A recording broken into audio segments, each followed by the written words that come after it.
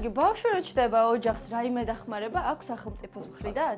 ერთ ბავშვზე არის 1000 ლარი ერთჯერადი დახმარება და პლუს სახელმწიფო გისუბსიდირებს იპოთეკურ სესხს თუ ყავს 1 წლამდე ბავშვი და რაღაც ნაწილს გიფარავს სესხისას. და რა პირობები აქვთ ბანკებს?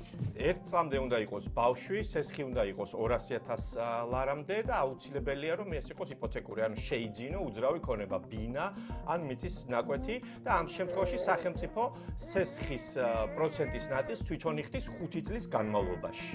და სუბსიდირება მარტო ერთ ბავშვზე არის, ზოგი ხო 23-ს აჩენს.